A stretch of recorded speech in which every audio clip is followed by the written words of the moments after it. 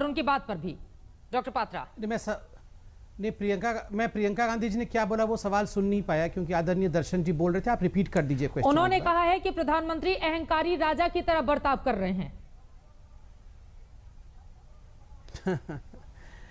देखिए, जहां तक दर्शनपाल जी का सवाल है, मैं तो इनको बिल्कुल क्षुब्ध करना नहीं चाहता था। मैंने एक क्वेश्चन पूछा जो कि न्यूज़पेपर्स में आता था कि वो पीडीएफआई के फाउंडर थे कि नहीं, क्योंकि कांग्रेस की सरकार ने उसे बैन किया था। दूसरा विषय, इन्होंने कहा कि ऑप्शन किसान मांग नहीं रहे हैं, आप दे क्यों रहे हैं। मैं दिल के तह से ही इसका जवाब दूंगा, फिर प्रियंका जी का जवाब दूंगा।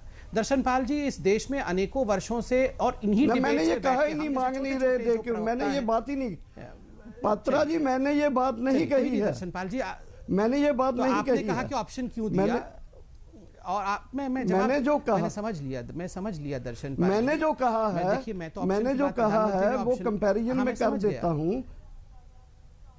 ठीक है, मैं इसका उत्तर दे देता हूं। असल में मैं जो कहा आपने सुना ही नहीं मेरी बात। आप चाहते थे नहीं, मैं बिल्कुल सुना आपकी बात। आपका तथ्य इतना ही था कि इस ऑप्शन को देने की कोई आवश्यकता थी नहीं, और एमएसपी को आपने लिखित में क्यों नहीं कर दिया, यही था मूल भाव आपका। मैं इसका उत्तर देता हूं।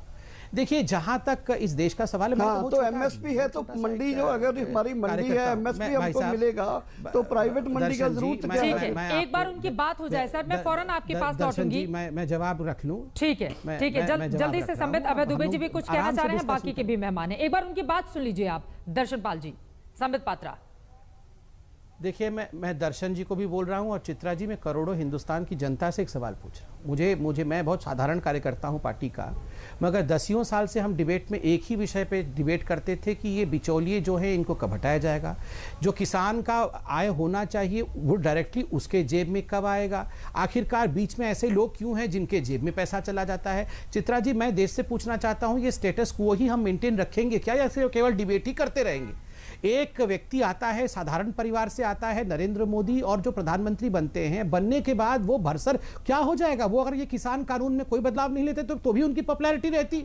अरे, वो एक आदमी देश के लिए मर खप करके इतने पॉलिटिक्स को झेल करके वो किसके लिए कर रहा है भैया। जो आप ही लोग और हम सब लोग डिबेट करते थे 70 सालों तक, ये बिचौलिए कब हटेंगे, जेब में पैसा कब आएगा, वो आदमी सिर्फ इतनी कोशिश कर रहा है कि गरीब किसान को, जिसके 2 हेक्टेयर से कम की जमीन है, इस छोटे से किसान को उसका अधिकार उसके जेब में मिल जाए, और उसके बदले में हमने उस आदमी को सूली में टांग रखा है।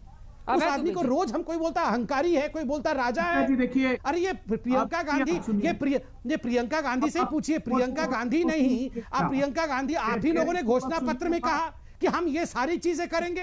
आज ये व्यक्ति अहंकारी राजा बन गया। अभय दुबे जी, ये सवाल तो महत्वपूर्ण